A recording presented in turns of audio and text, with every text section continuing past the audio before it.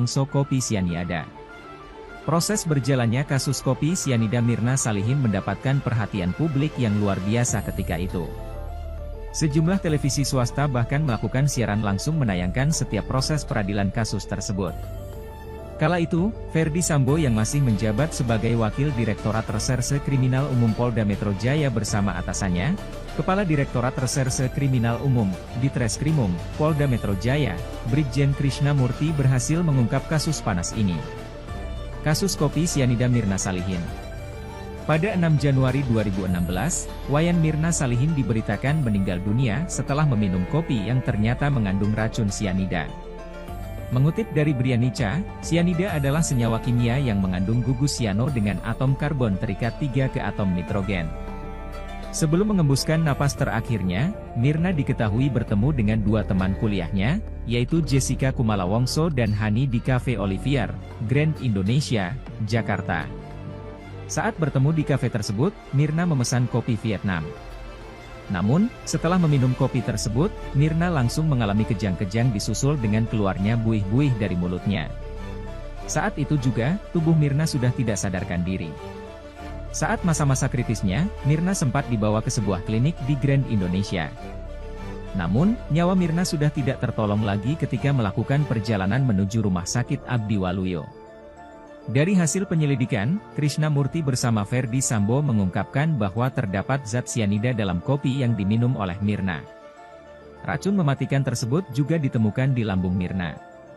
Setelah diperiksa, ternyata ada sekitar 3,75 mg sianida dalam tubuh Mirna. Setelah melakukan penyelidikan secara lebih dalam terhadap para saksi serta bukti dan melangsungkan gelar perkara, polisi akhirnya menetapkan seorang tersangka, yaitu Jessica Kumala Wongso.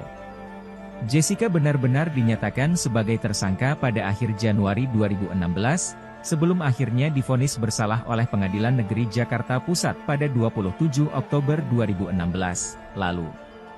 Jessica dijatuhi hukuman kurungan penjara selama 20 tahun dalam dakwaan pembunuhan berencana. Sampai sekarang, Jessica masih dipenjara di Rutan Pondok Bambu, Jakarta Timur. Kasus kematian Mirna karena racun sianida yang diduga dilakukan oleh Jessica sangat menyita perhatian publik 6 tahun lalu. Sebab, kasus ini syarat akan misteri. Meskipun banyak bukti yang menunjuk Jessica sebagai pelaku, tetapi tidak sedikit juga pihak yang menduga bahwa Jessica bukanlah pelaku sebenarnya. Jessica hanyalah wayang yang digerakkan oleh sang dalang, tetapi sampai sekarang dalang kasus ini belum ditemukan.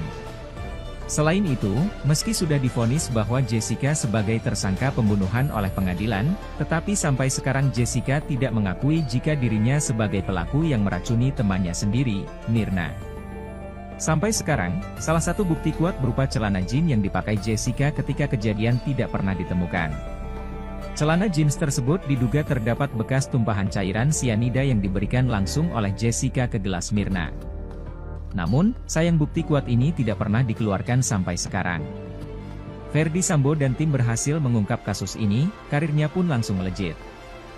Beberapa tahun kemudian, pangkat Ferdy Sambo naik menjadi Irjen lebih tinggi satu tingkat dari Ketua Ditreskrimum sekaligus rekan kerjanya, yaitu Brigjen Krishna Murti. Setelah itu, Ferdy Sambo pun semakin naik karirnya.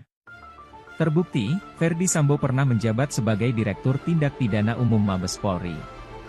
Sampai akhirnya, pada 2020, ia menjabat sebagai Kadif Propam dan kemudian Ferdy Sambo tersangka karena terlibat pembunuhan Brigadir J pada awal Agustus 2022.